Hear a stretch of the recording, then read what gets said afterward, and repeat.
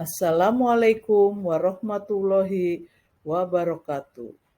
Om Swastiastu, Namo Buddhaya.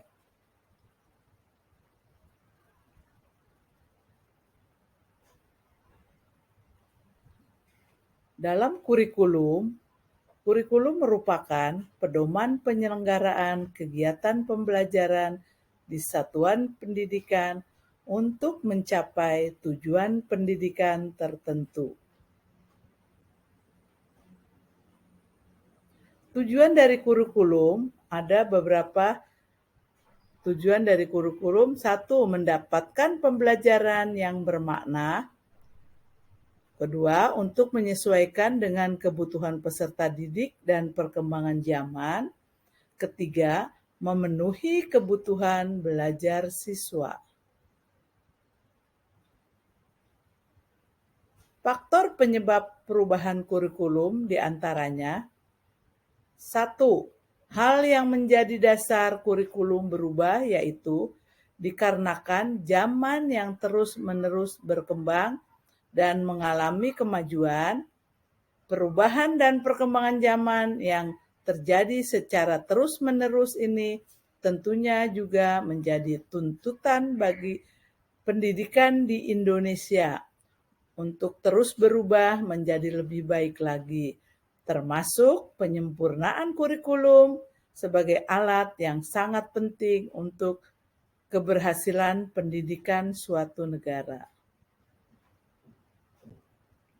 Kedua, faktor penyebab perubahan kurikulum yaitu perkembangan ilmu pengetahuan dan teknologi. Ilmu pengetahuan dan teknologi yang berkembang memiliki peran ganda, menyebabkan kurikulum berubah-ubah. Karena perkembangan ilmu pengetahuan yang mengalami perkembangan dalam berbagai cabang ilmu menghasilkan teori-teori baru dan metode-metode baru dalam memenuhi proses belajar mengajar.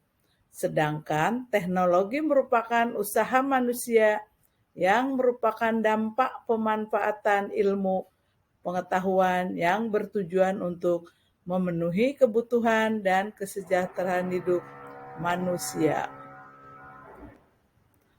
Dan yang ketiga, gagasan baru dari para ahli pendidikan yang mana perlu adanya pembaharuan terhadap kurikulum yang mungkin memiliki satuan gagasan yang sudah dipertimbangkan dan dirancang dan mengetahui tentang adanya gaya belajar baru yang lebih baik dan efisien bila diterangkan di era sekarang.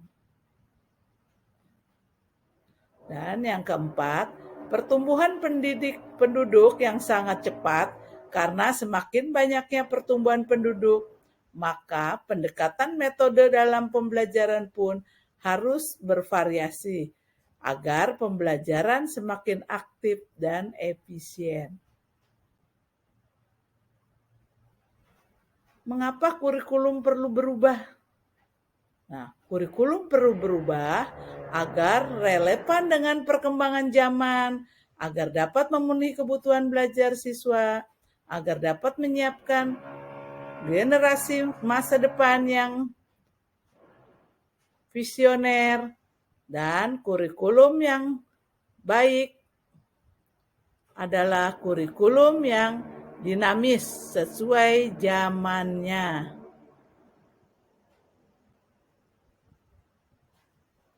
Demikianlah pemaparan yang telah saya sampaikan, semoga bermanfaat untuk kita semua. Terima kasih. Wassalamualaikum warahmatullahi wabarakatuh.